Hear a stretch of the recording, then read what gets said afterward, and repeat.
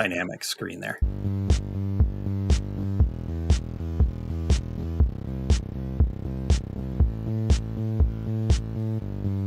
All right, and I'm Terry Combs, and together, Aaron and myself, along with our show producer Eric Campbell, host the Two Regular Guys podcast, the first and longest running podcast in the decorated apparel, decorated product space. Every Friday, Aaron, for 13 years that we've been on the air, we've been swapping stories, sharing insights, sharing our own industry experiences, and spotlighting the innovators who keep this industry moving forward. So, and Aaron, we've been documenting and for 13 years all these industry changes before our eyes. Yeah, absolutely. It's been a cool journey, but today really excited to kind of bring that same energy here. And we're not here to talk about the robots taking over your shop, right? We're here to talk about you controlling your workflow. So Automate and Elevate is not another webinar. It's a conversation about real tools, real people, and real wins. And we're going to dive in today to how automation and AI are helping decorators and distributors save time, boost their creativity, and focus on what really matters, Terry. Exactly. And so no talk about Skynet, I guess.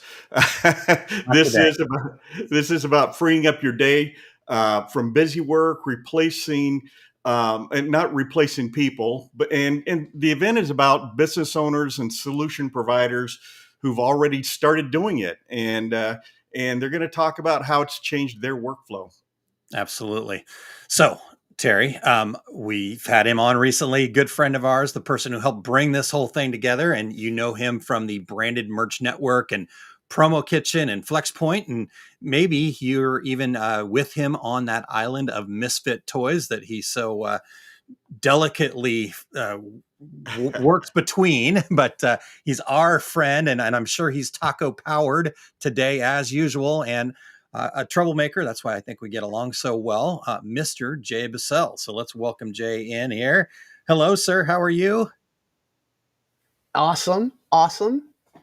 All right, Jay. As always. So, Jay, you were on the show last week, and you said Automate and Elevate was built for doers, not just dreamers. So let's look ahead. Don't give away any secrets, but what's one trend you're most excited about that's going to change the way we work over the next year or two? Yeah. So, well, first of all, huge thanks to you guys. I want to give a shout out to our two regular guys, which is really three. So Eric Campbell's in there too. So we couldn't do this without you. So thank you for hosting and letting us use your platform. Bringing this conversation to life is going to be a lot of fun. But you have been championing education and community in our industry for so long. So I just knew this would be a perfect fit. So I can't gush enough about how important it is and how grateful we are to be part of this story with you today. And you know what, Terry, you're right. I'm not going to give away all the secrets, but here's what excites me the most. It's really not the flashy tool. It's really not this sexy AI thing. It's what it makes possible that I get excited about. So, I think, this is my opinion, I think we're kind of past the hype stage of AI. And I think some of the next chapters are being written. And one of those chapters that I'm most excited about is the intentionality and the creativity and the increase in emotion. In other words, using automation to clear away the noise, using automation to give back some of our time so that we can design with purpose. We can design something that's more memorable. We can make a meaningful experience for our clients. And that's the real edge. It's not just about who's the fastest. It's going to increasingly be, from everything I'm reading, who's the most human. And that's the story I really hope that we start telling today and start sharing today. That's what got me excited about this event. Sure, the tools are going to give us back some time. They're going to give us clarity in our data. But I really hope that they give us creativity. And, so to kick things off, listen, I have to take a minute now. I should just say we have some dynamic partners. Boy, I can't talk today. I'm so excited. I'm so jacked up. We've got dynamic partners. We've got amazing sponsors. We have amazing speakers, and they have made this Automate and Elevate possible. So our 5 sponsors, just a shout out from the heart from me, Fast Editor, thank you. Make AI, thank you. Promo Pilot, thank you. Spectre & Co., thank you. And Promo Pulse. The five of you have made this possible. You've donated some time, some money, and it's been amazing to see what we've been able to come together, talk about, create this environment, and have something that I think is going to make a meaningful difference to our industry. So love this. So jacked up. I think I'm already at an 11, and you know what happens when that thing goes off. Boo! There's Get that guy a taco. Come on. Oh man. I All might right. have a few sitting right here staring at me. Celebration taco. A celebration taco. Love it, love it, love it. All right. Well, we're gonna do some sponsor clips here in just a second, so you guys can learn a little bit more about them. But we do want to find out where everybody's tuning in from. We've already got some people tuned in and telling us. We've got North GA Promotions from Alpharetta, Georgia, joining us here today. We also have um, let's see here. I'm just going to, they're coming in fast and furious. London, UK, Claudia checking in, and lots of, appreciate the people coming in from across the pond, so to speak. We even have a guest here with us on one of the panels, Jay, that is representing Europe there. We've got your promo Indeed. Eric tuning in from Oklahoma City. And yeah, even talking about some of the AI tools that people are using from Zapier to whatnot. We've got Ryan tuning in from Florida, man, Ohio, we've Auburn, Maine. We're not going to get everybody here, but appreciate Denver, Colorado. Oh man, it's really good comments and stuff happening already. Can you believe this, guys? Really fun stuff. Terry, any other locations stand out for you there? Let's see. We've got Ali Benholzer from Southern Maryland, and we've got B Graphics in Pittsburgh, and that'll be Pittsburgh, Pennsylvania, because there's an H at the end. It's not Pittsburgh, Kansas. We've got Mesa, Arizona, Las Vegas, Woo! Minneapolis, AZ in the house. Seattle, Washington. We've got Clifton Entertainment, New Jersey, and everywhere. People from all over. Awesome. Love it, love it, love it. All right. And we do love a live stream. We've got there at the end. Well, Jay, Terry, can we hear from our friends over at Promo Pulse first here? And a Yes. couple yes. of great sessions to learn a little bit more about them. Is that where we want to head next? Excellent. Yes. All right, here we go. Hi, I am Jason Noakes, the founder of Promo Pulse, but not really. I am actually an AI clone of Jason. Now, if you don't know me, I look pretty close to the original, but if you do know me, you know the real version is a little more handsome. Since this is an AI conference, we needed AI video. But now I'm going to hand this video off to the real Jason, who can tell you all about our services. Thanks. What is AMP and how do I get started? AMP is our always-on marketing platform for distributors. You can send email, social, and video to your clients. It takes minutes to get started, and after we schedule your campaigns, you can literally just set it and forget it. And best of all, you can get started for free.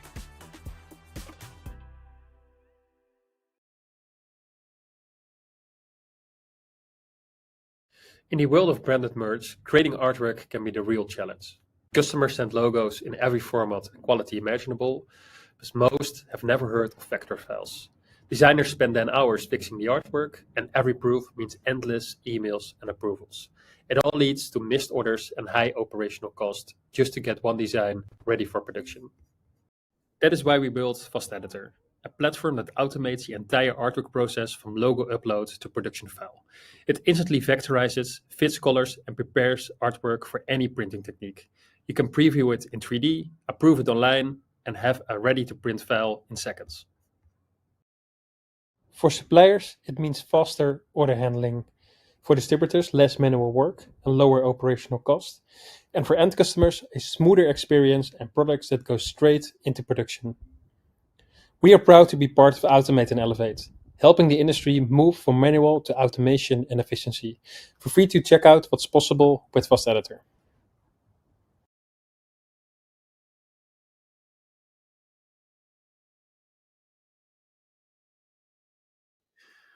All right, you guys. Man, what a cool little introduction there. I can't wait to learn more about Promo Pulse and Fast Editor. Jay, Next up, we've got an amazing panel that you're going to moderate, sir. You want to transition us into that, please? Would love to. Love it, love it, love it. So big thanks again to Promo Pulse and Fast Editor.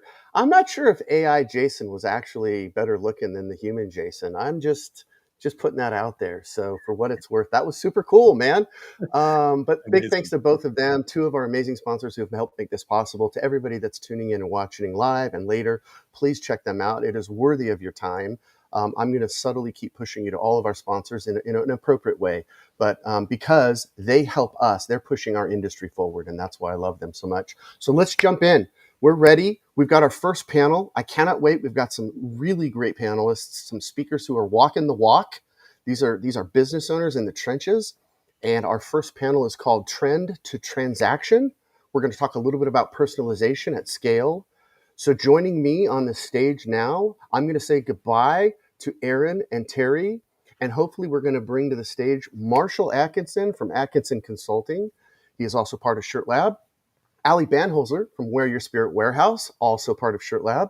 Jason Noakes, both the AI version and the human version from Promo Pulse. And Davis Slagle from B Graphics. These are some of my friends. These are true innovators who are proving that automation does not replace the creativity. In fact, they're using it at scale. So jacked up that you were able to join us here today. Thanks. A shout out to each of you. So far, so good. Are you guys jacked up? Are you excited? Yes, super excited. This is real Jason, by the way. Oh. Yeah, I had to unmute myself. Is it real Ali? Is it real Davis? It's real Ali. This is an avatar. You guys are great. Well, let's dive in. Let's discuss this. Let's jump to the first. I want to talk about how AI turns data into trends. Maybe we're going to talk a little bit about some of those seasonalities of our businesses and history, the data. I know that gets Ali excited when we start talking about data, but hopefully we can use it in a predictive way. So I want all of the attendees to know that these are people that are doing this. These are people that are in the, in it, right? So here's the first question, and here's how this is going to work. So quick answers from each of you. I'm going to go in the order that I see you on my screen, and then we'll talk a little bit more about it once we've got all four of your quick answers. So question one, how does AI turn sales history and seasonal trends into something like a predictive merch plan? How does could AI turn sales history or that data, something seasonal or something that we have in the past, into a predictive merch plan? So I'm going to start with you, Marshall. Any ideas there? Well, let's assume that you've got really good data, and hopefully that you do. You can take that data and you can feed it into ChatGPT or something else to do an analysis on it to find buying cycles, what colors are working. Because if you've got a lot of information, it can find those patterns and those trends for you that as a person you might miss. I love that. Ali, to you, what about that? And I saw you shaking your head. Yes, about the data. Only if it's good. Data. You got to have good data. We'll start there. Yeah, I think we're all going to kind of come in at the same thing. It's going to help you identify trends faster. It's going to help you find missed opportunities. Here's all my data. Here's who's ordered so far this year. Oh, guess what? Here's a big red flag. They haven't ordered from you. They usually do. It's going to help you find those quicker without having to know crazy amounts of spreadsheet, all of this. Also, super quick, if you don't even know where to start, here's a little cupcake for ChatGPT. Not cupcake. Where am I? Easter egg. Here's your Easter egg for ChatGPT. For all your data in, and just say, give me an EDA.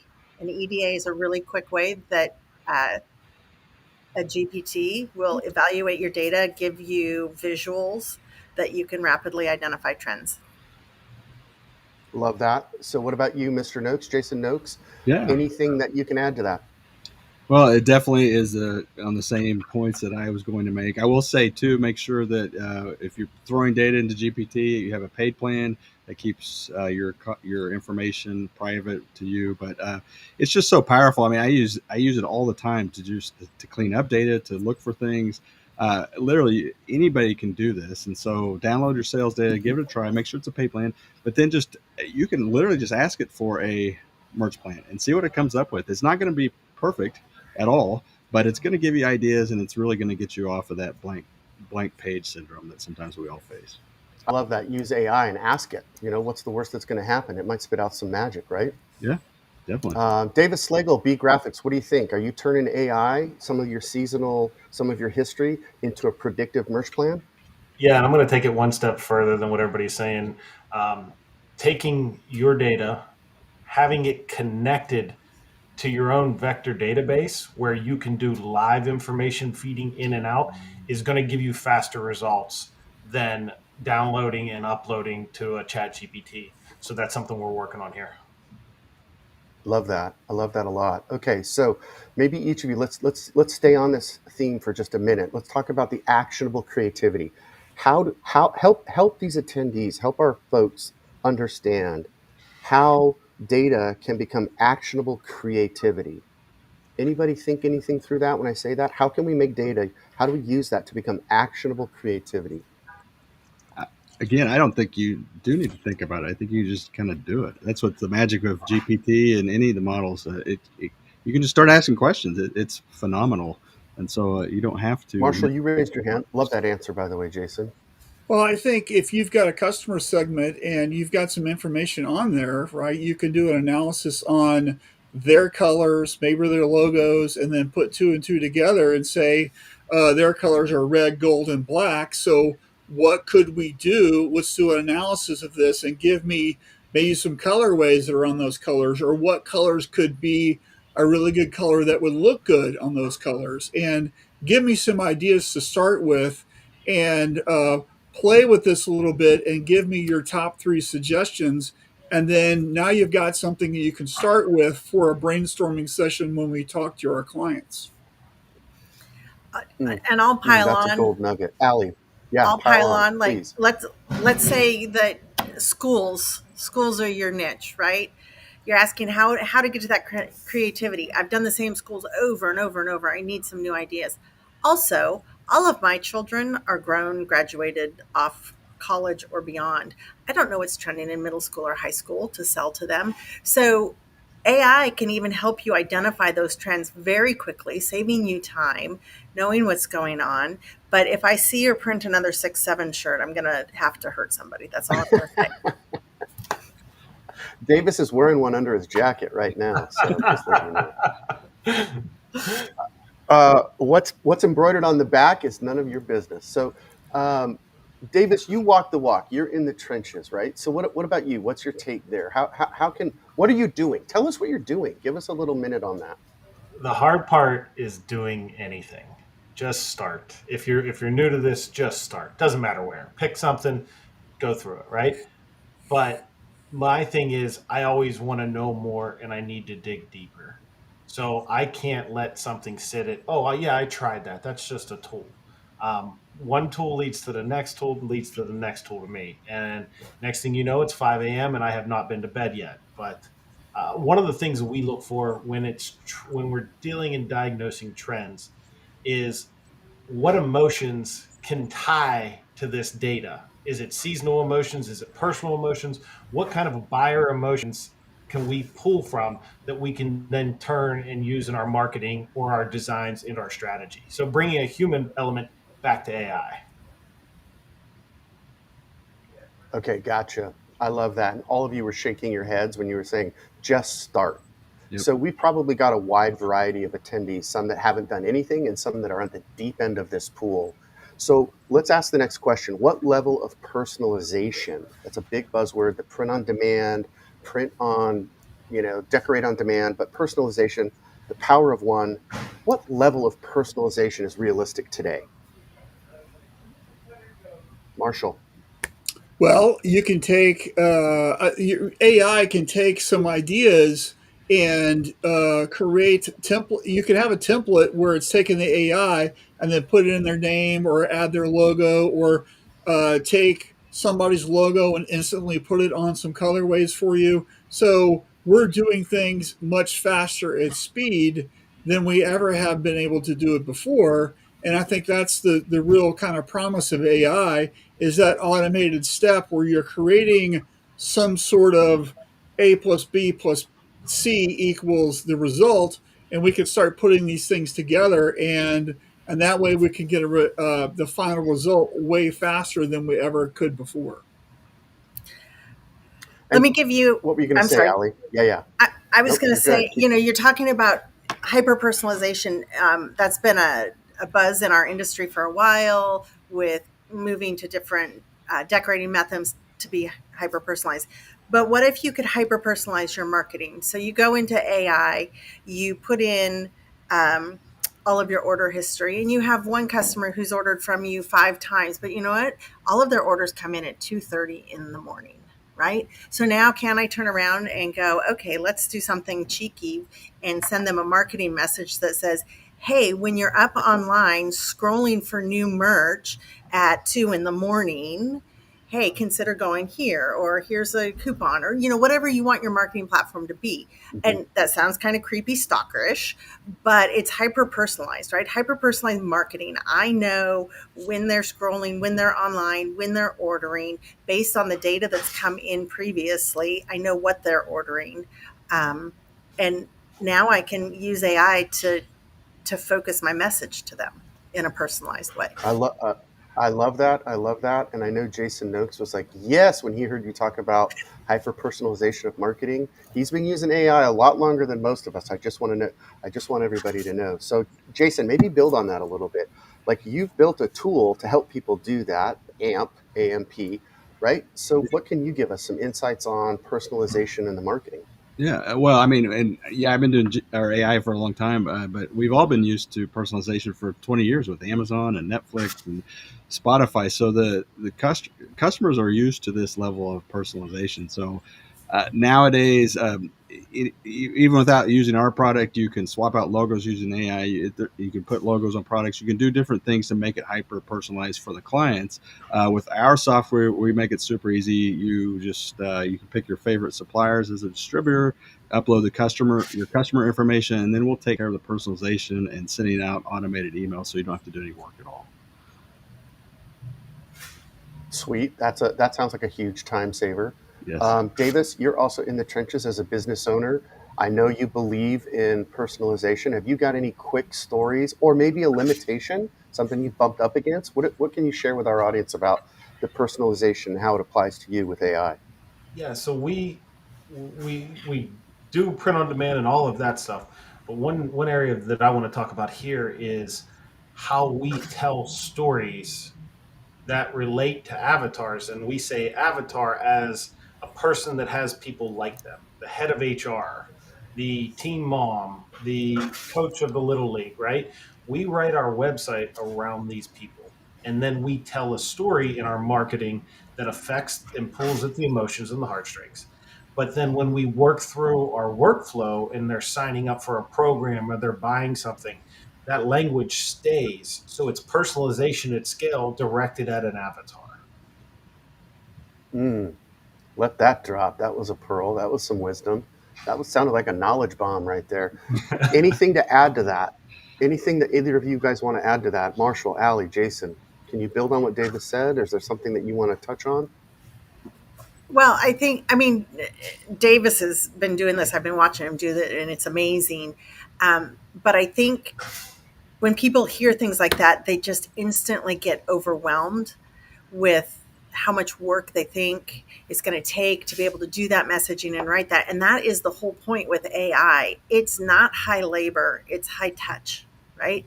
We can do high touch efforts. We can get hyper personalized without increasing our labor costs. Not high labor, high touch. Ooh, somebody And quote that, write that down. Marshall shaking his head. Yes. Marshall, what have you got? That's great. It's always Allie always has the great things to say, right? She always does that.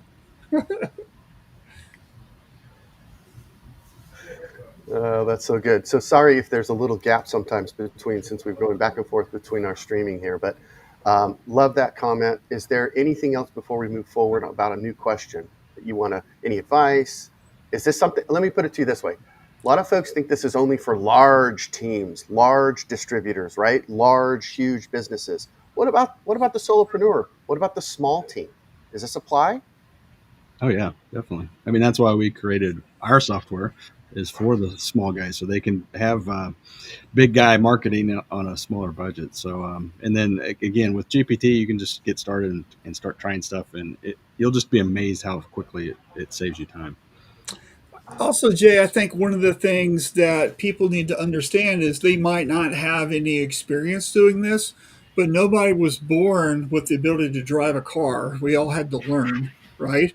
And I teach a lot of classes at trade shows and stuff, especially about AI. And I always ask, hey, what's your confidence level? And usually there's about two or three people who are really doing a lot, but most people haven't really embraced it yet. They haven't really started it. And so they're just at the beginning of their journey. And you have to lean into that awkwardness and just try some things and see what happens. And then one of the tips that I always tell people is to whatever the result is, just say, hey, give me three ideas that'll make this better. And it always gives you three better ideas. And you always, I always wonder how come it didn't give you those three better ideas to begin with, but it always does that, right? So just ask, hey, give me three better ideas, and then it'll give you some things that might work, might not, but you can get it to rewrite its original answer with maybe you like one or two of those, and then you can expand on whatever that is. And so you just have to do the thing, right? And figure it out for how it's going to work best with you as a company and for your customers. Brilliant. Okay, I love that. Thanks for the advice, everybody. That was perfect. Okay, now we're going to shift. New question: how do we balance automation with authenticity? Authenticity is a word that gets overused, but how do we keep it real? How do we find that balance so that when we do personalize things, they still feel real and human? Let's go to you quickly, Marshall. We're going to go Marshall, Alley, Jason Davis again. So, I'm, how do we make it feel human? I'm prepared for this answer, Jay, right? Woo! I want Fired everybody to up. go to Amazon. I want everybody to buy this book, How AI Changes Your Company by our good friend Mark Schaefer. Okay. And so this book is all about how AI is changing our customers. And so when we start talking about authenticity, we have to really understand about how people are using AI. And as AI practitioners, we still need to be human. We have to show up as human, and you have to embrace your weird. And that's what makes us human. The whatever the answers you get from the chat is just, or whatever platform or tool you're using for AI sometimes feels a little sterile and not as fun. And I think we need to put some weirdness into it, right? And so I think that makes you more human. It's just I'm different than Allie, than Davis, than Jason, than you, right? What makes us all different is what people embrace is that kind of funky personality thing that makes people like you. And that has to show up in what you're doing, even if you're using AI. Beautifully said. Okay, Allie, how do we keep it weird? How do we personalize a campaign so that it still feels human? Yeah, well, I'm going to piggyback off of what Marshall said a little bit, but you know me and I love data and I'm a data geek.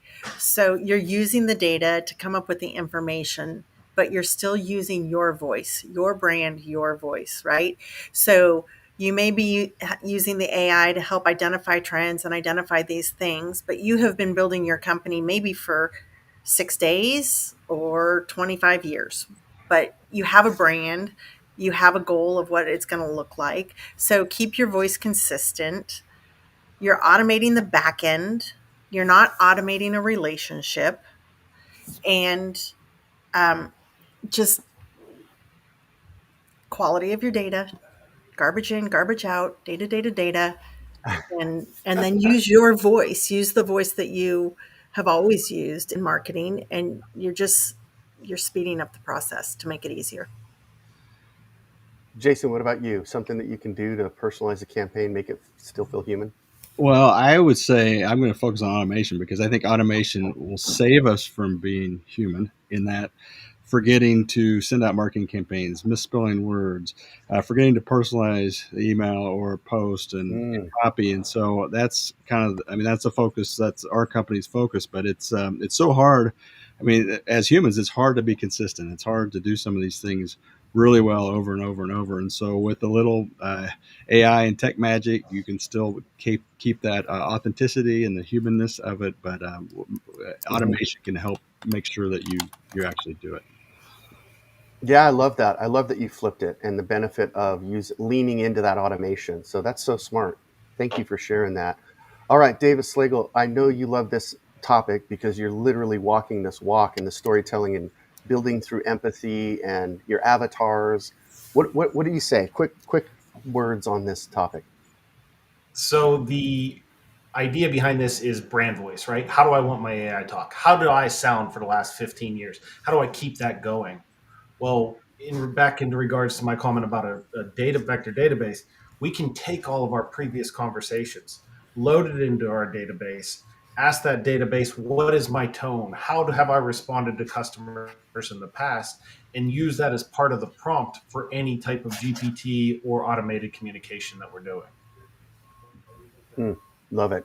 Yeah. So to go to this next question from that, then could you take that and quickly generate like a client presentation or some curated storyboard or, like right? So if we're going to do the thing, AI is going to generate something for us. Is it a presentation? Is it a PDF? Is it a curated storyboard?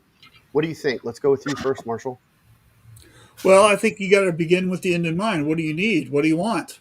What's the Allie, can you build on that with any quick example, like a little story of maybe something you tried that was going to help you with a presentation or something that was going to really? What I'm trying to get here is I want to highlight a little workflow win, something that actually helped you build your business. Well, I know you're talking presentations and storyboards and things this way, but I can honestly tell you, I don't know an hour that goes by in my business that I'm not using AI. And so, Ooh. like, it's all I do now. I heard somebody say recently, probably in 18 months, maybe less, even small businesses are going to have chief automation officers. So we are in the process of turning our shop into a completely digital shop floor. We've gone from printing roughly 500 to 1,000 sheets of paper a day to printing 2, because everything's digital and it's all because of AI. We've reduced our software costs for the company by 90% by implementing AI. So Damn. Can I just say damn right there? I just want to drop that in there. yeah, we are now saving close to $24,000 a year in software costs due to because Awesome. we're using AI. So in that, yeah, there's a whole bunch of different websites. There's a whole bunch of different resources you can use that will quickly make presentations for you, quickly make storyboards for you, all of those kinds of things. But as it was said before, we can just keep reiterating. You just have to dive in. You need to have good data. You need to dive in and start learning it and using it. You need to ask it, hey, I need to build an hour-long presentation. Or let's say, okay, I need to build a 10-minute presentation for my local chamber of commerce. I need my elevator pitch. I need a call to action, all of these good things that we know we need in marketing, right? And then throw it into AI and help me come up with a consistent voice. And the more you use AI and reference your business and tell it about your business, again, in a paid platform that is keeping that private, it's going to learn your business. And the faster it will become in giving you that answer and that consistent voice, because you're going to be training it. That's what AI is. It's a GPT. It's a trained platform. So you're training it with your business, your voice, and what you know.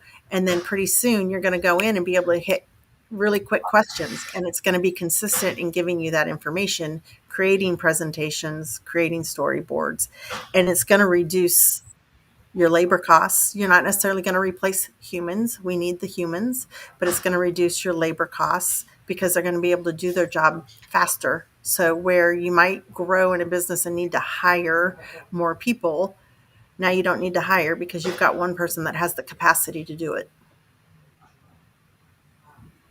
Love it. Love it. Great point. Now, Jason, I'm shifting to you because you literally have some tools to help make this happen, if I'm not mistaken. Set the record for me. Yeah. First and foremost, kind of like Ali, all of our platform is built on top of AI, and in terms of, there's no way that we could not do, that we could do what we're doing right now without AI. In terms, it picks the products, it curates, it creates copy, it's actually generating images, it's doing all sorts of things, and so we're kind of doing. I think of it this way: we're doing the AI so people don't have to do the AI, so it's already done, and so we just try to make it simple. And so when you sign up, you just sign up, and we take care of all that in the background.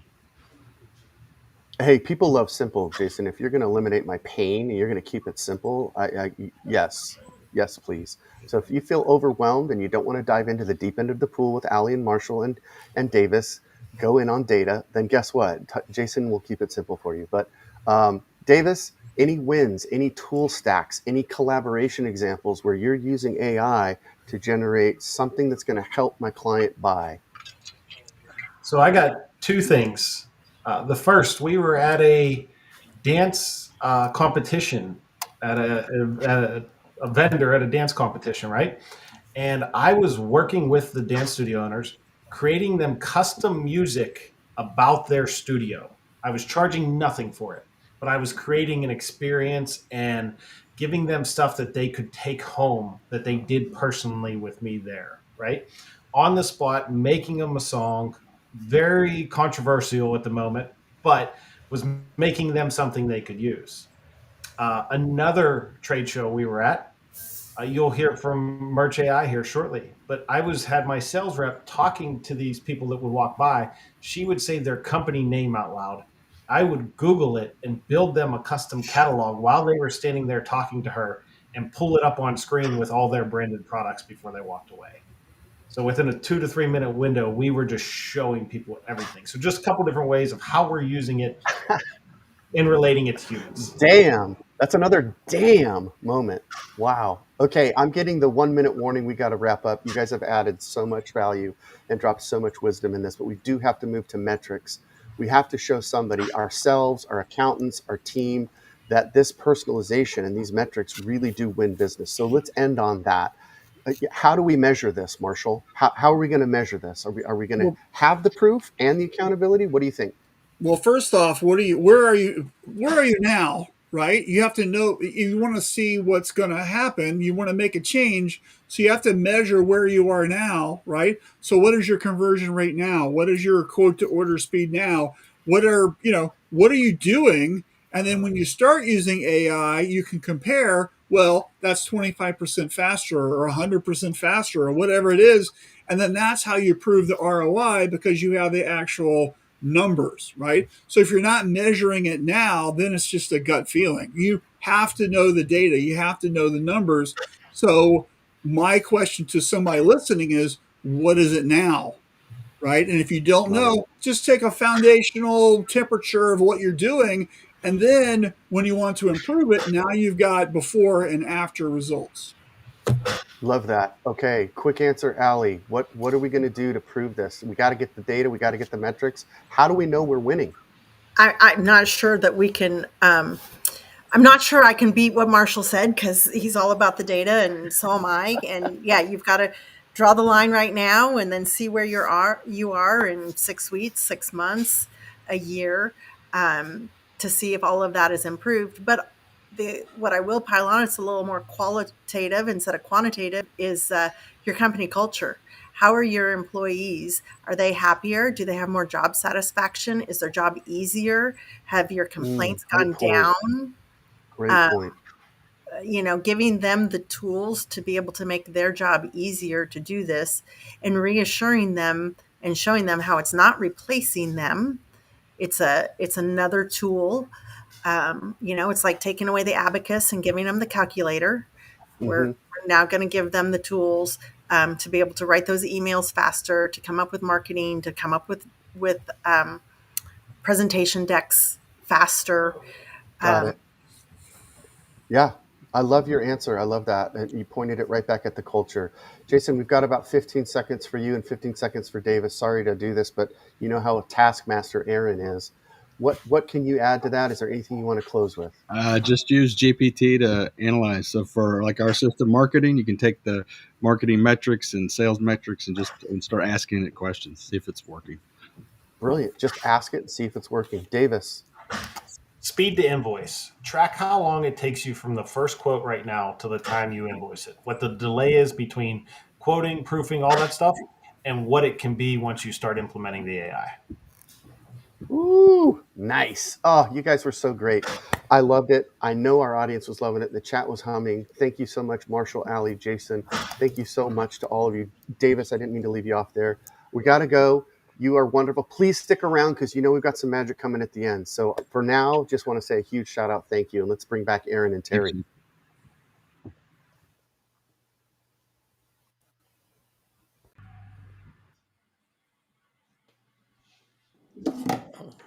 Hold. Bye, Davis. Jay back in here. Wow, great stuff, huh? Aaron, an inordinate number of comments about cupcakes, I thought. Hey, I'm down. Cupcakes over Easter eggs. Let's do that. Yes, please. But I've got my pom poms, man. Jay, great panel there. Way to start us off and get that rolling. It's not me, it's them. It's them. I knew they were gonna. I mean, literally, you guys know how hard this is. They can each go 20 minutes on any one of those questions and go 100%. deep. So we are literally just kind of scratching the surface here. Yeah, but in that time that they had, man, boy, did they maximize. I mean, plenty of mic drop moments throughout there. Plenty of really great comments. If we'll take just a quick moment and see if we can, yes, man, just dig through some of these things. Yeah, Eric, good luck here, buddy. But well, hey, from North Georgia Promotions, they had a question for Ali, and it is, what paid platform are you talking about?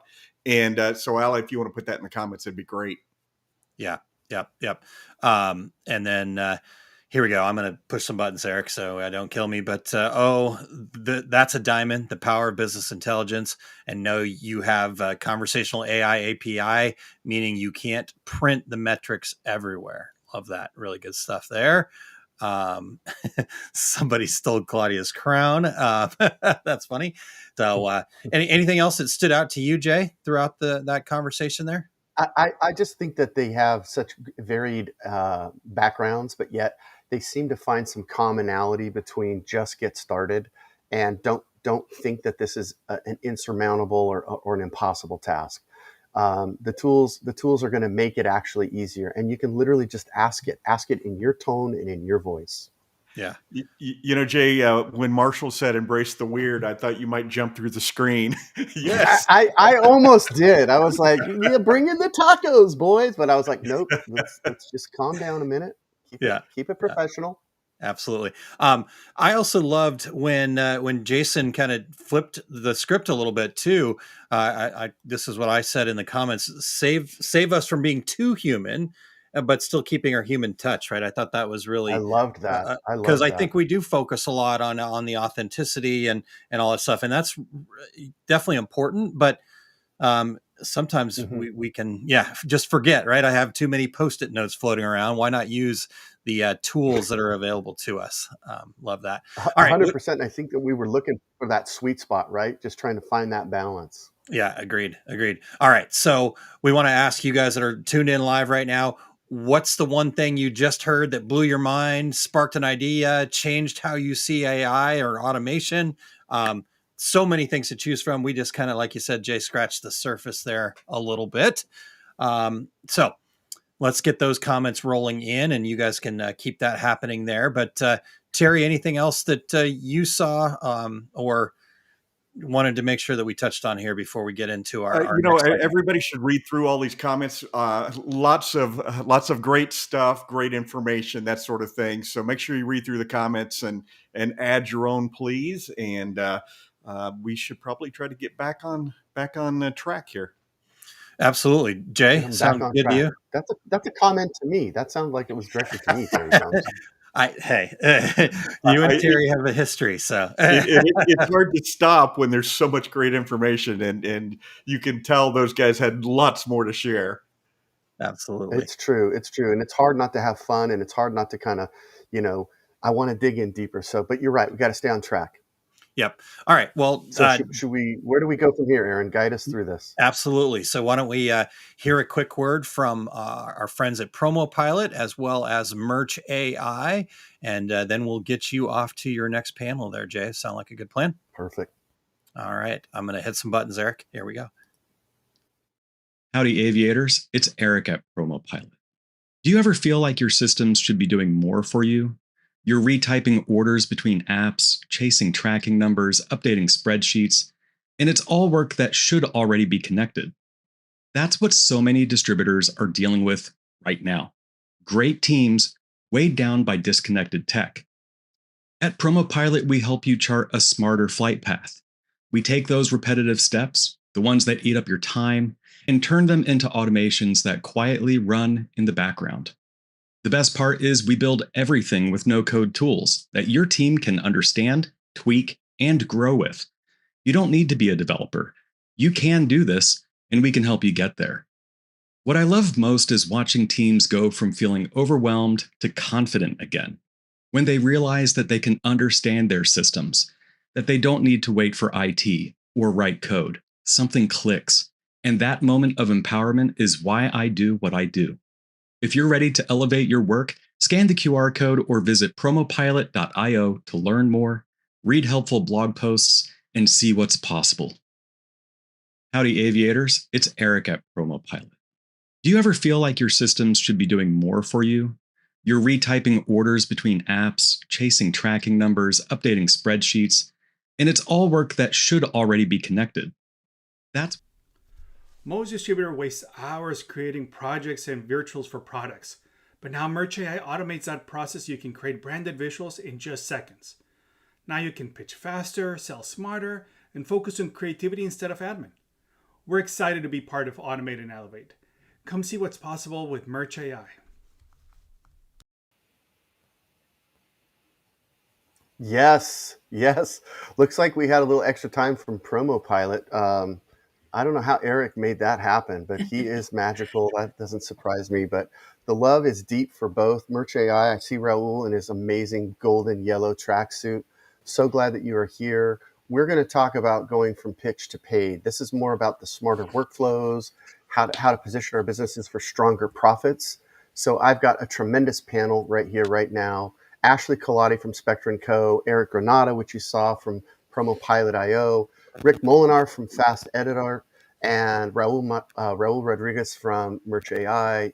This is a panel you want to listen to. People who have proven it. When you mix creativity with automation, you don't just get magic, you multiply it. And I'm so grateful that they're my friends and that they could join us today. Thanks for being here. To Ashley and Eric, Rick and Raul, thank you so much. Those were great little clips. And I want people to reach out. I want people to make sure that they can reach out to them. So if you have questions after this event, please know that they are available. They would love to talk more about it. This is what you do all day, right? For all four of you, this is what you do all day. Am I wrong? Yes. Answer questions? Or does our AI answer for us? Maybe both. Maybe both. Well, we're going to talk about this now. We want to get into the nitty gritty here. So, quick question. I'm going to go Raul, then Rick, then Ashley, then Eric. Okay, that's the order. Raul, Rick, Ashley, Eric.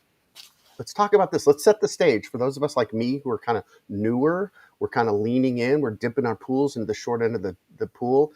How do automation, AI, and AI agents actually work together? And maybe what's the difference? Short answers first, Raul. How does AI, automation, and these AI agents work together?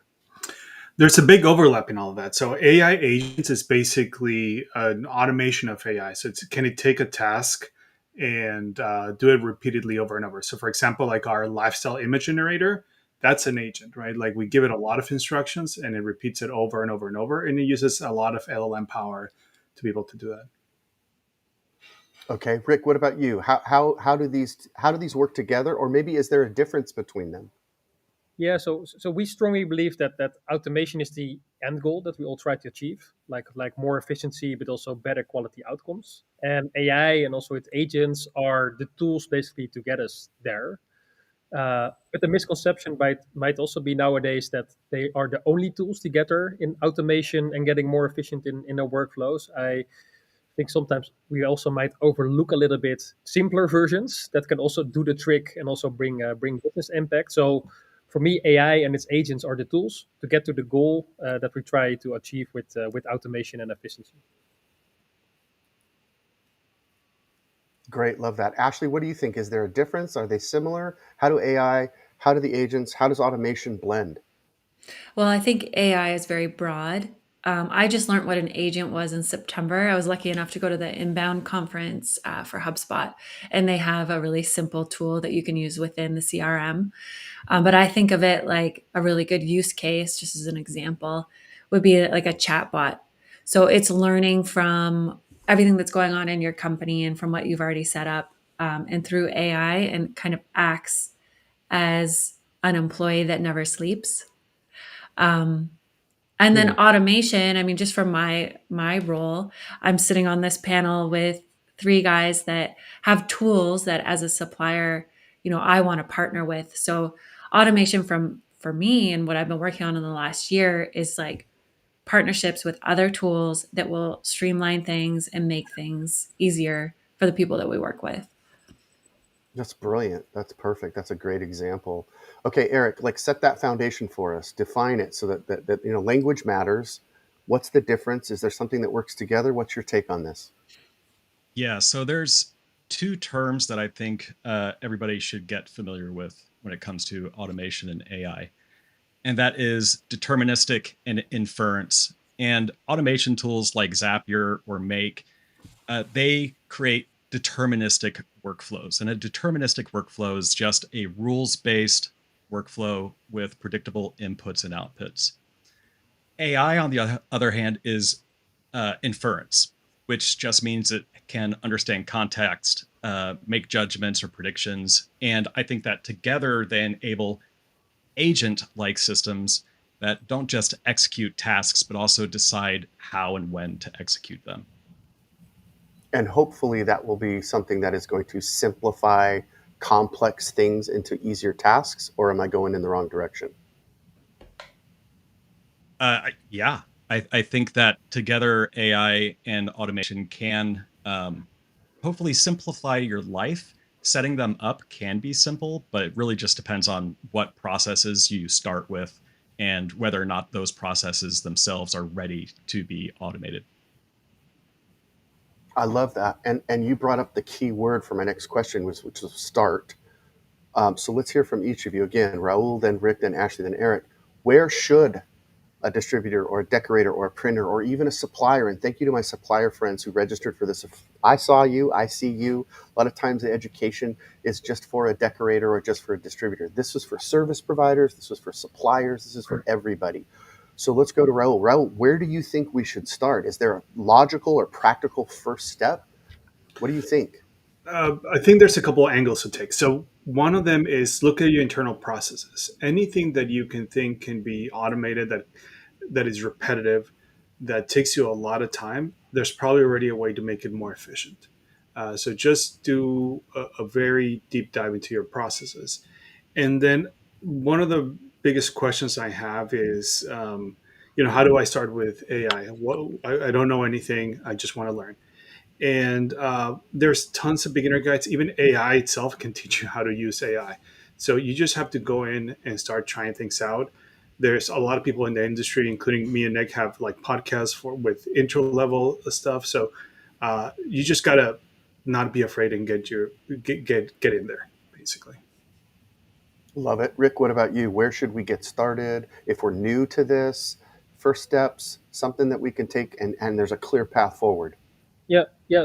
So I think automation and AI is much more strategic than it might seem at first glance. So it's really easy to get into tactics and the individual outcomes and make some improvements there, which is also good because they have like a net positive effect on the results that you try to get. But if you really want to make a difference in the business and the value that's being created, it all starts with understanding the business, your challenges and optimization points, and mapping out the processes and the workflows. And then you can get into kind of a deeper understanding of where to automate your workflows and your processes. And again, it helps to do on the outside of everything, like the small optimizations and using ChatGPT to get more information or optimize certain things. But often real optimization is a little bit more difficult. So starting with understanding exactly how the business works and where the impact is being made, that's probably a good way to start.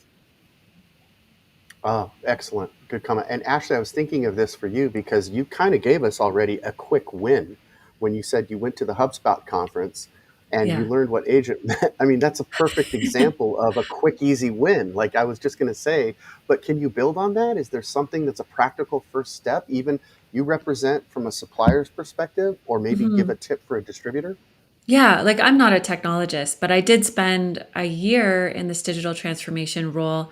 And really, what I was doing was asking questions. So I kick started the year asking all of our top distributor partners, like, what's your tech stack? What are you using? How can we better align with you? And I think it was really refreshing to them because there's not a lot of people being proactive doing that from the supplier side of things. And I can see how that would work for a distributor too, like just asking their end users, what are their best partners doing and what can you learn from them? So starting there and Hmm. then internally, asking each department, what are the painful parts of their job? Like, what do you think could be better? So I think just starting with a Q&A and then sort of listing that out. And I'm sure you can use AI to help you take those answers and kind of give you a timeline or a task list of what's the most important thing to fix first. But it can be really Great overwhelming because you advice. want to fix everything, but you need to take like tiny bites at a time. Great advice. Great advice. Unless it's a taco, don't go tiny bites, go all in. But otherwise, wise words from Ashley Colati. Eric Granata, encourage us. Give us an example, something quick winish, something that's going to be an easy first step. Where would you suggest we get going and get started to build that confidence? Yeah, I think it really helps to kind of take an inventory of the applications you're using every day and then maybe do the same thing with your processes. And when you're thinking about tiny bites to take out of processes, one way to think about it is i- am I right now for my work copying and pasting something? Can I automate that? Is my automation platform of choice listing that application so that I can do those sorts of things? And I liked what Marshall said earlier about just do the thing. And really, just do the thing. Give it a shot, whether it's Zapier or another platform, because you may find that it is not as technical as you think. I think that when it comes to automation and workflow optimization,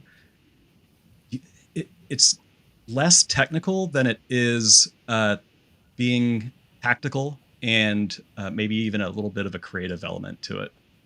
It can be surprisingly simple and genuinely fun to do. I hope that's true. I believe you, by the way. Surprisingly simple and actually fun to do. And you know what? Let's not quote Marshall Atkinson because he's in the green room right now, cheering and jumping. He thinks, eating all those green M&Ms. He doesn't need any extra. Okay, so no, I love that. That's so cool. Do the thing. All right, to Raul. Let's turn the corner here.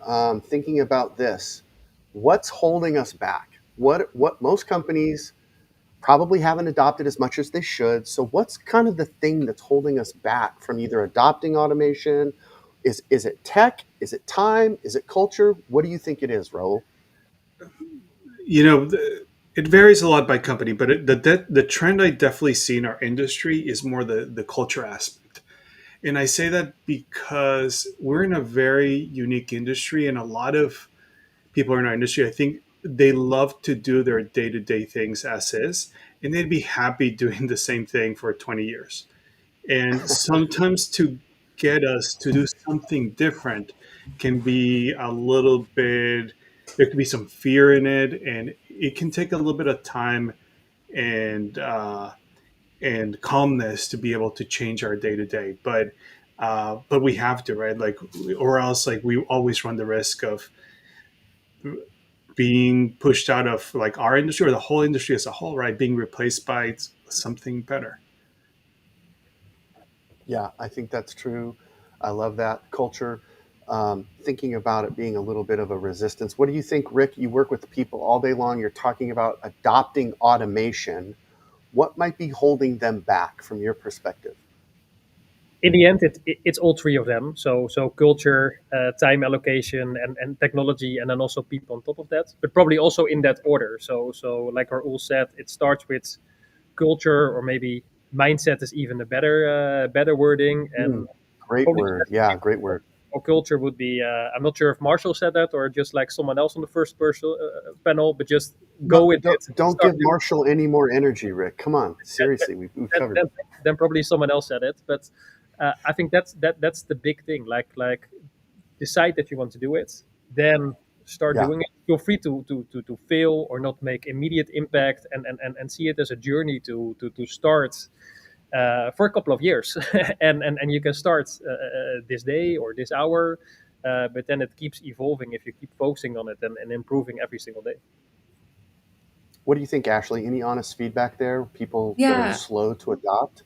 I think like it's what Raul and Rick said, but in our industry specifically, we're very reactive and we're moving so fast that it's like you have to give yourself the gift of time to learn something new.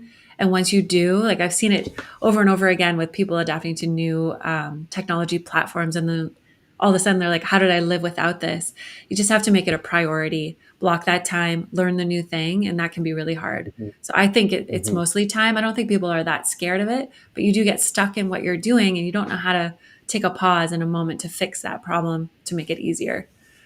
Give yourself the time. Yeah, I love that. And God help us that we don't need another pandemic to do that. But let's be real. Teams and Zoom existed before the pandemic, right? Really good So point. Yeah. some yeah, and all of that tech was there and people were using it, you know. Remember Skype? We used to use that back in the day. I don't know where it went, but Eric, what do you think? What's something that you can give us a little bit of wisdom here on the challenges, maybe resistance, or maybe the data's messy, or people just don't like change? What's your take on that? Well, first, I want to echo what Ashley said about giving yourself time. I like to tell people that when we have time to cook in the lab, then some real innovation can happen, and I think it's important to give that to our teams. Um, One thought, though, when it comes to AI, and this relates to automation as well, is if you have bad or messy data, that can block the ROI you get from automation and AI. We are in a very commoditized industry, and your data, like having access to your proprietary data that is clean and structured, is one of the few competitive advantages that I think AI can uniquely amplify for our businesses. Mm. Yeah, that's a really important drop there. Um, I'm gonna if you guys know me, you know that sometimes I like to kind of at the surprise moment. I'm not gonna ditch what we were planning to do, but I just have this overwhelming impression because it came up in the first panel when somebody said the words, was it Chief Automation Officer? I think those were the words that were shared. So I want to get your take on this. And Raul, I think this was also prompted by one of the side conversations you and I had, which was, is that where this is all heading? Do I eventually need to have someone brilliant like Raul or Rick or Ashley or Eric on my team that's going to be my chief automation officer? Like, how that feels overwhelming. And many of those that are tuning in today are like small teams. So, how are we going to manage all of this? Can you give us any insight on, does every company eventually go there, or can we do things differently? Or am I just worrying about the future that I can't control anyway? I think that for bigger companies, you're definitely going to have that role, or we have a chief AI officer, right? And it'll definitely be happening to either need that or automation. I think for smaller companies, that might be too expensive. It's the same way you might not have a chief revenue officer, right, or a full-time CO or CMO, but you definitely need to have expertise. And if you're a small business where it's a, let's say, family-run business, it's you and your partner, you just have to have a lot of expertise in the area, like more than just very surface level, right? Same thing, like you have to know more about marketing than you thought, or sales, or even IT, right? This is just another area where you're going to have to learn a lot, but it'll be a fun process, in my opinion. Okay. Okay. I believe you. I believe you. What do you think, Rick? If we're talking automation officers, can small teams still manage this? Is that really our future, or what's your take on that? I would say it depends on the structure of the leadership team. So change is driven by the leadership team in many cases. I would say, of course, can be done bottom up, but then definitely it's also an accelerator. And if there's a chief operating officer or a CTO or even CEO that can drive the automation efforts themselves because of experience or personal interest, then I think that would be the preferred direction to go to, because it's much more embedded into the total organization. However, that's not how all leadership teams are structured. So if it's an honest review of the existing leadership team, you can see that there are some gaps happening there, and an additional profile might add to the automation or technology layer.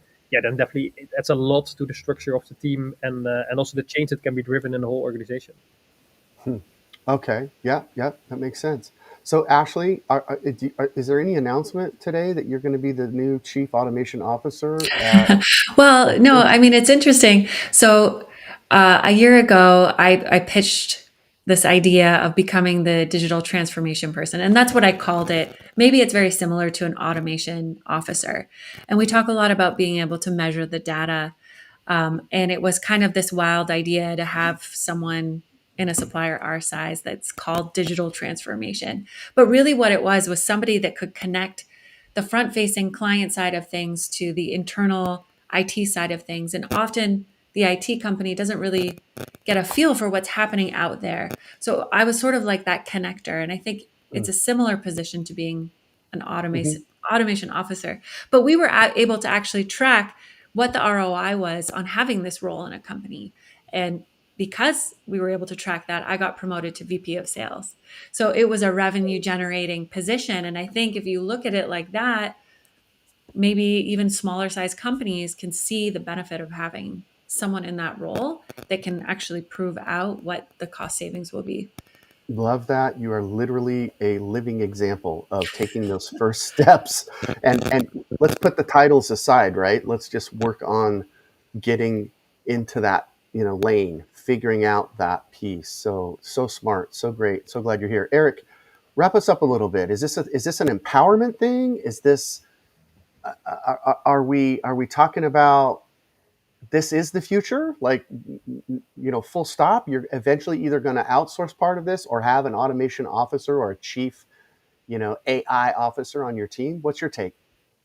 Yeah, I do think that a lot of what we're talking about is about enablement and empowerment.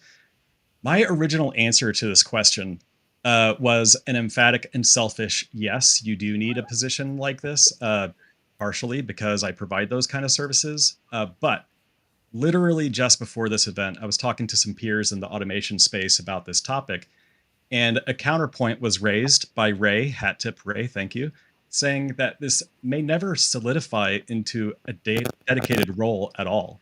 And so the tools we're using to get this kind of work done are getting easier, and automation is becoming something that everyone can do as a part of their job. Kind of like how Excel proficiency became a universal instead of a standalone position.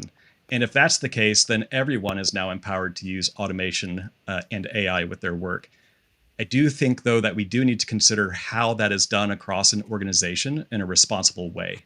And so, whether or not we need a dedicated position for that, jury's out, I think. Gotcha. I love it. Well, I'm getting the come on, Jay, you got to wrap, but I can't wrap without asking you this. First of all, thank you. Second of all, without naming your own companies, Merch AI, Fast Editor, Spectre and Co, Promo Pilot, can you give me one brand name, one name of a product that you would use? What's the one tool I need? What's your favorite tool? Something. Raul, Rick, Ashley, Eric, what's a tool that you would suggest that I get into? An AI tool, an automation tool? What do you think, Raul? Real quick. What comes to mind? Honestly, just one of the basic LLMs like ChatGPT, but use 5 thinking, not the auto, not the simple one. It's just incredibly powerful if you know how to use it well. Like Love it. just keep studying to do it deeply. Rick. I believe the vibe coding tools of today, whether it's Lovable or Replit, or they're more like that, they are so amazing in pulling out the product quickly. It gets harder when you need to integrate it to other workflows, but if you have standalone products that you quickly want to create in like half an hour or something, yeah, those vibe tools are amazing. Vibe coding like Lovable. Ashley, what's yours? I mean, maybe this is lame, but I use Copilot a lot. It's not lame. Not lame at all. Great suggestion. Eric, what's yours? Probably won't be a surprise for people who know me, but I am a Zapier fanboy. It's not just an automation platform, it's an AI orchestration platform. And I think folks should check it out. I love it. Thank you guys. Thank you so much. Raul, Rick, Ashley, Eric, you guys have been fantastic. Thank you for helping us go from getting the pitch to getting paid, understanding some of these tools at a deeper level. I appreciate your insights so much. All of us are now looking for automation officers, and that's going to be one way that we can elevate. So, but at the same time, we don't want to lose our human-centered emotions. So you were wonderful in every way. Stick around. We're going to have some Q&A at the end. Plus, you got to answer. I've seen some questions come up in the chat. So I've wrapped this up. Great discussion. I'm going to bring back in Aaron and bring back in Terry. Wow. Wow. Amazing stuff there, Jay. And like you said, lots of great questions and comments in the chat there. Jay, what stood out to you? I mean, I think about this idea of closing deals and getting paid, right? And that's kind of where a lot of us as small business owners, we're like, I just need to get paid. We kind of overemphasize the sales. But forgive me for not having the exact site, but somebody had been, I think all of them have mentioned, what are you using now? Draw the line, where are you stuck, and just get started. So it's all about kind of like turning those ideas into action and making sure something can help us convert. That's where I keep coming back to that. Love it. Terry, what stood out for you? Oh, Terry, you're muted. I could speak in Spanish here for you. My apologies. But I think the whole overview from both panels is first impressions really matter. And the best systems don't replace relationships. And a couple of things, AI being an employee that never sleeps. And one comment I wanted to grab here is from your promo pilot. You are a technologist. We're all technologists today. Yeah. Yeah, definitely. Anything else in the comments that you saw, Jay? I know there's a lot going on running the panels and stuff like that, but what yeah, we just No, asked. I'm just like, it's all here. It's all those questions and all those great reactions. So for me, it's just like, I can't wait to reread everything and listen to this again. Yeah. Yep, definitely. Really good stuff there. So we just asked in the comments here, what's one thing you just heard that made you rethink how you will move from pitch to paid? And again, make sure that you are jumping in there and getting in the comments. But Jay, this has been incredible. I know we're going to still get to some Q&A and some other things like that, but we do have a surprise panelist that we're going to see how this works out. You want to introduce that real quick for us, Jay? Oh my gosh. Do I get to? Is that real? Is this happening? Let's do it. Listen, this is fun. This is exactly what we wanted Automate and Elevate to be all about. We got the real people, we got the real ideas, but what better way for us to like bring this in than to say, hey, guess what? We just spent all this time talking about AI. We have literally the voice right in front of us. We should probably let it have some time, right? So I just asked 10 panel questions to 8 different panelists, but we've left somebody out. So I think we should, Aaron. I think it's time for us to literally bring ChatGPT and ask it some questions, because I wrestled with all of this. There were so many great questions, it was hard to narrow down. So This is the perfect moment. This is the big impact moment. Let's do this. Let's ask ChatGPT, like, what should we do? Awesome. All right. Well, let's transition over to that. Mr. Campbell, if you could send us over there. All right, Terry. So we've got ChatGPT here. We're going to switch over to voice mode, and I am going to ask it a question, and we'll see how this goes. We're doing this live, and so never know what's going to happen. But here we go, Terry. All right. So, ChatGPT, how does automation change the roles and value of humans in our specific businesses in the apparel and promotional products industry? Absolutely. Let's dive right into that. In the apparel and promotional products industry, automation is really a game changer in terms of how it reframes human roles. Instead of thinking of automation as something that takes people out of the picture, it actually frees them up to do more of what humans do best. Being creative, building relationships, and adding that personal touch that makes each product or campaign unique. So in a nutshell, automation helps us strip away the repetitive tasks, like managing bulk orders or handling routine follow-ups, so that the humans in the business can focus on the stuff that really brings value, like crafting standout designs or offering personalized customer service. Ultimately, the companies that thrive will be those that use automation thoughtfully to enhance what makes them human. Creativity, empathy, and the ability to connect, while letting technology handle the more mundane chores. That's the shift that's happening, and it's all about using automation to elevate the human element. Terry, what do you think of that? It's as if ChatGPT just listened to both of those panels and boiled it all down into a nutshell. I mean, it's and you know the having the people on staff be able to use their creativity and not be caught up in the the emails and the repeatable things that you could do. So, what was your take?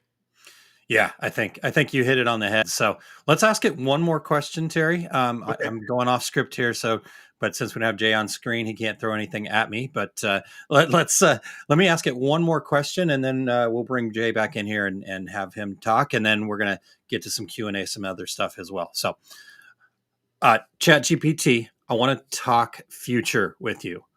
What's one AI trend or tool you think is going to have the biggest impact on the promo, print, and apparel industry in the next year or two?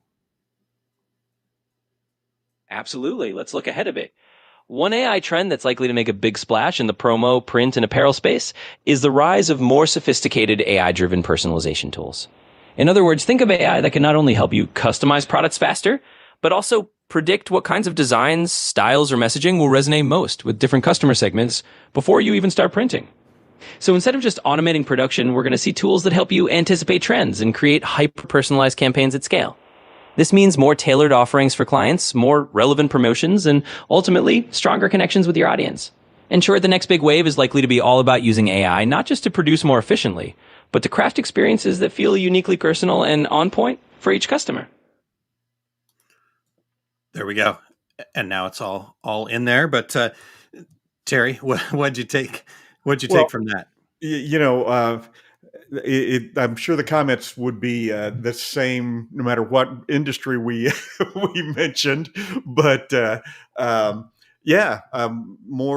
personalization, and I think it was an interesting response. And how about you?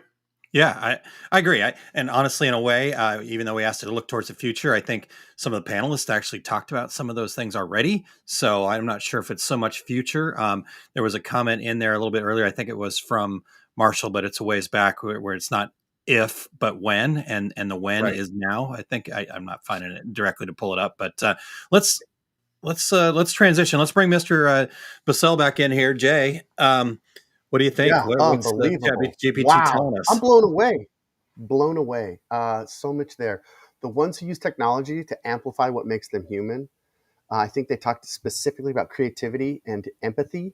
That blew me away. But the two words from your last one that popped were craft experiences. This is my love language. And this is why I was so eager to have this automate and elevate experience. This is more than a webinar because we've been surrounded by such greatness, forward thinkers, fantastic sponsors. But the whole purpose of that was not just to save time, but how can we create richer experiences for our internal staff, for those that we work with, and also for our clients, those that we serve.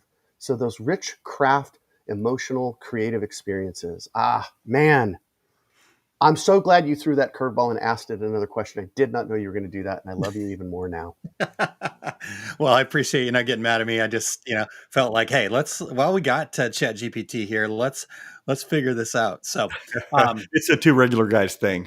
yeah, exactly. Remember, we asked you wanted to change something up right at the very end. That's what we do. So, Well, Jim, when you say change right up at the other end, did anybody notice I changed my headwear? So I got to give a shout out to Promo Kitchen. Otherwise, I wouldn't be a true authentic chef. So, and by the way, we had Raul and we had Ashley, who are also chefs at Promo Kitchen. So that's my Promo Kitchen moment.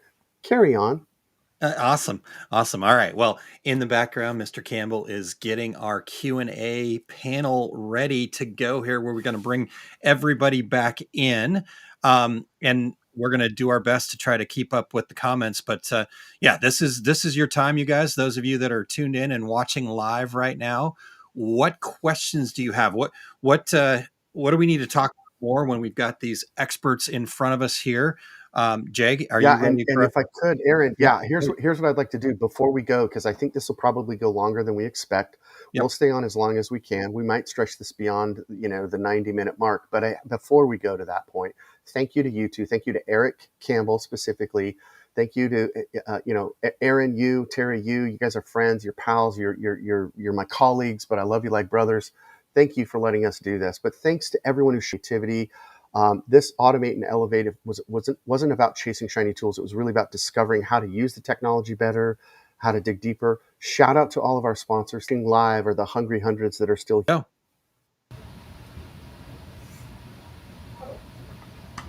All right, this is live. This is everybody. Woo! Q&A time is here. Again, as you guys know, we're watching and monitoring. If there are any questions, this is the panel to ask. So while we're not talking, if you could just maybe mute yourselves unless you're ready to go, because what happens is we all end up talking over each other just a little bit. I think that'll help. But if there's a specific question that you want to ask this panel, now is the time. So I kind of led by saying I love the idea of creating kind of these rich experiences for our customers and our employees. So does anybody have anything else that you want to ask? We got Jason Noakes, we got Rick Molinar, we got Davis Slagle, Raul Rodriguez, Ashley Colati, analyst and bandholder. We've got Eric Granata, and we've got Marshall Atkinson. This is the dream team. Now is the time to ask. And please, Aaron and Eric, help me if you see something that you think should be asked in the chat. This is the perfect time to pop it up. Can I ask this group a question too? Hell yeah, we can do whatever we want, Ashley. Come on. Okay, I'll kick it off. So a lot of people talked about clean data, specifically Eric. Do you have any tools or advice for how to get your data clean? Like if I'm looking at my system? Input values to help do that. And you can there's without knowing code, you can have AI write code to even help you determine I can never say the word sentiment of text inputs in data that will help you categorize them. Cool. All right, we've definitely got a question here in the chat that's got to be solved right now. Davis is already giggling because he knows I'm going to ask, who wore the yellow jacket better? So we've got Raul Rodriguez crushing it in the track suit, little merch I bought, and we've got Davis Slagle crushing it in his yellow jacket. Folks, chime in. Who wore it better? I think it's a tie, personally, because I love both of these guys, but you might nod to one or the other. That's hilarious. No, neither of you knew that was going to happen either, so I love that. Okay, I've got a question that I want to ask the first panelists, because I asked this question of the second, but I ran out of time with the first. One tool, if you could only have one tool, please tell us what would that AI tool be that you have to live with? First panelists. Marshall. Well, I'm going to go with Chat GPT because I'm using it 100,000 times a day to do things with it. And even though I'm a big Mid-Journey freak, but I do a lot of stuff with chat, and I think it's probably the most used AI tool that I use. So I'm going with that. Yeah, I'm surprised you didn't say Mid-Journey. Okay. Davis, I'll, what's your answer? Oh, go ahead, Allie. Allie, go ahead. I was gonna say, well, I will throw in, and that Marshall took my answer. I'm gonna go with LM Arena. So it's language model arena. What it actually does is when you put in your prompt, it blindly pits two AI tools against each other to give you answers, and then you Ooh, thumbs up the one with the answer that you like the best, and it reveals the model that it used. So it's a tool that helps give you some different perspectives when using AI, but it also opens your eyes to a lot of different. There's so many AI platforms out there that I'd never even heard of, that are mhm. in this LM arena, um, to use. So Great tip. Thank you. That's way better than Marshall's answer. Okay, Yeah. uh, Davis, what do you got? What's one tool you can't live without? I'm going to say something completely off the wall, and it's the one you don't know about yet. It's the one that Raul's talking about or drops on his podcast or Eric leaks out. So to keep your ears open, because it may solve a problem that you have that you just didn't have that final piece to put it together. So always just keep your eyes open, because I use 50 different things a day. So I'm not going to pick just one. Can't pick just one. All right, I all right. won't. Who else? Anybody else want to chime in that hasn't? Okay, then let's ask Eric, or sorry, let's ask Aaron's question. Aaron, great question. It was on my mind too. To our audience, but also to each of you, what is the first thing we should do today? What you guys were listening to, was there some wisdom that was brought to the platform today that you want to figure out a way to better implement or to use AI in a different way? What's one thing we should do today? Besides visit all our sponsors' websites, what's one thing we should do today? Just need So to so start. I think you should start just playing and have the ability to give yourself permission to fail. And it's like a lot of people don't start because they're worried, oh, it's not going to work. And then they never start. So just know that when you start with using any of this stuff, it might not be perfect. And that's okay because you're going to learn. And that's how you're going to improve it. And I would also say, don't buy the annual subscription, buy the monthly or start with the free rate, and then if you like it, then you can upgrade, but just start with the free or the cheapest part and then expand from there. Yeah, I agree So with can I get all of what you to raise your hands if you agree with what Marshall just said. So I want everybody who's watching live and who's going to watch later. I want you to know, give yourself. Do we all give them? This panel gives everybody permission to fail, right? Perfect. Love it. You guys are awesome. I'm gonna All right, pile on. get in the kitchen and start cooking.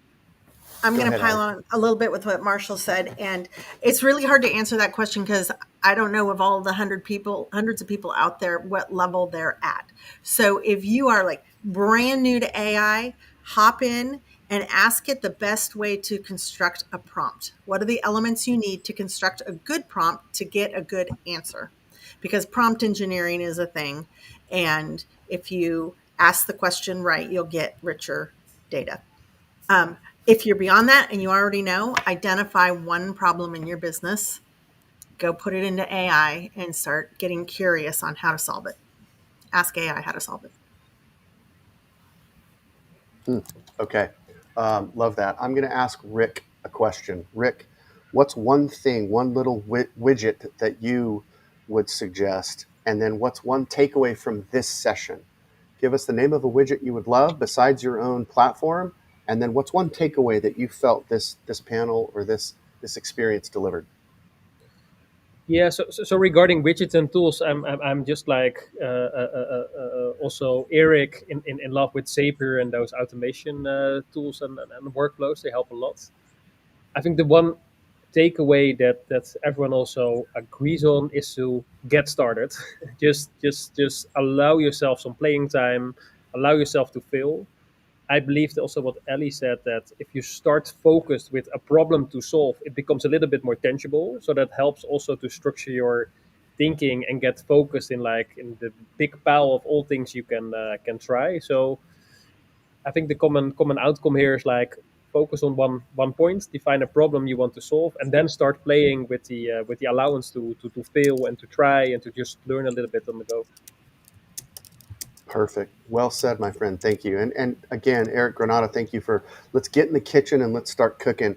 We've only got a couple of minutes. We went a couple of minutes over. I want to make sure, Raul Rodriguez, I'm going to give you another minute. I'd like if there's anything that you want to say, something, another words of wisdom. I was waiting. I thought we'd get a few more questions, and maybe I just can't see them. So if there's a question that somebody needed to ask Raul, fire it in there now.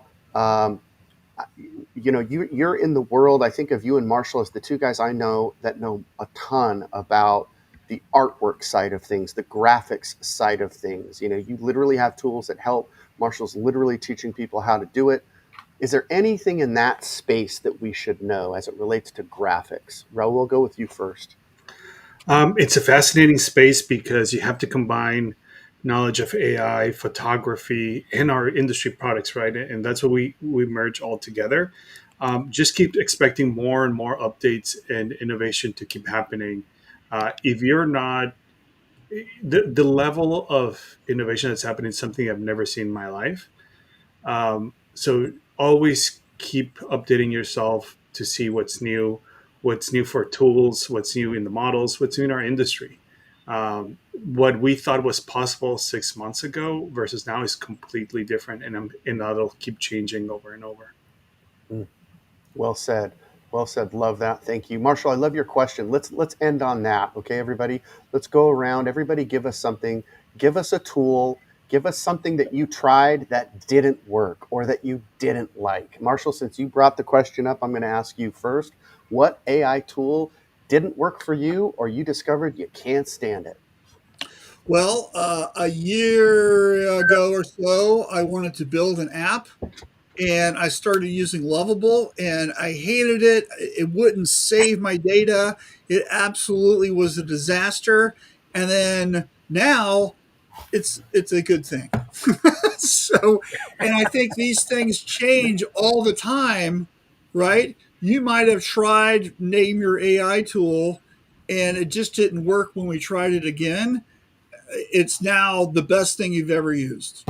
So Okay. I Great think perspective. yeah, it's an arms race. this stuff, and right now is the shittiest AI you'll ever use. It's just always getting better, right?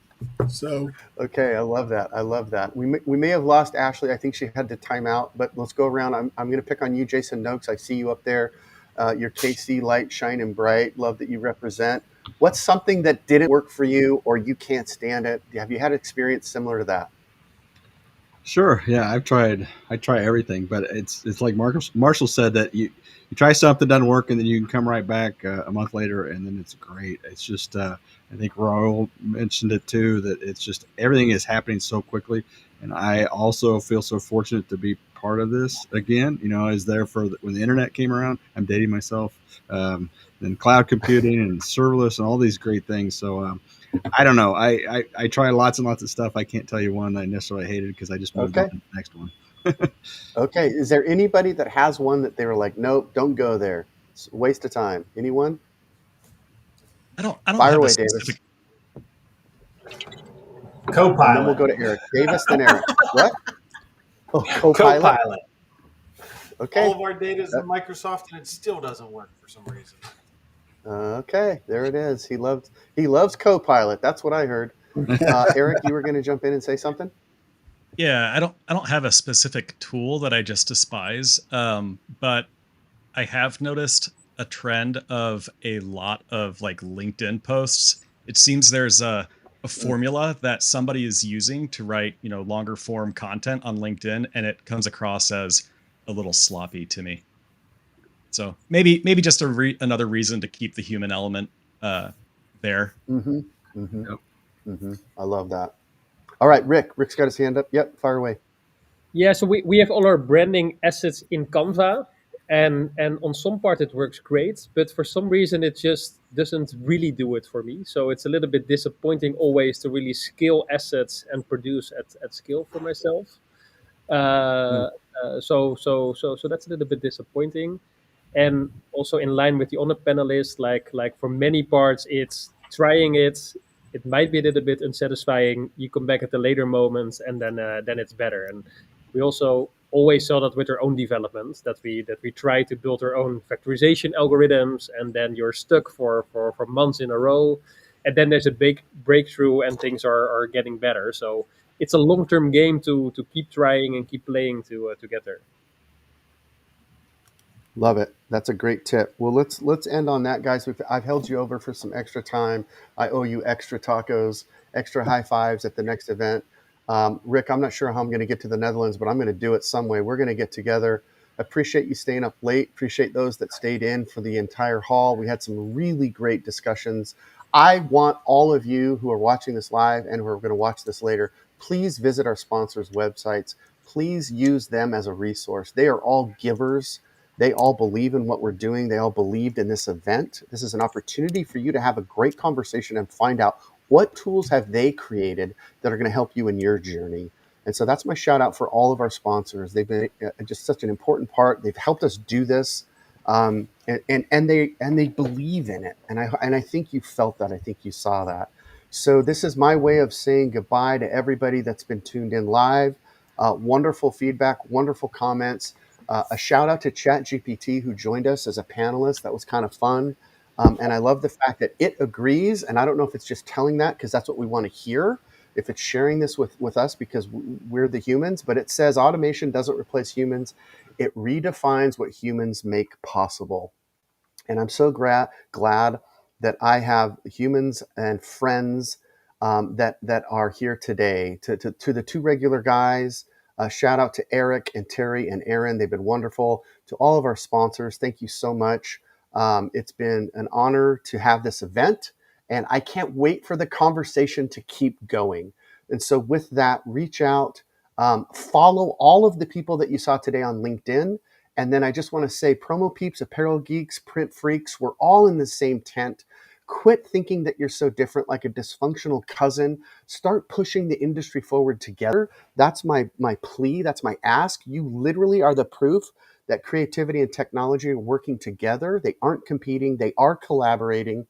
And final words, stay curious, stay creative, stay safe. And thanks, everybody. Until I see you soon, have a wonderful rest of your day.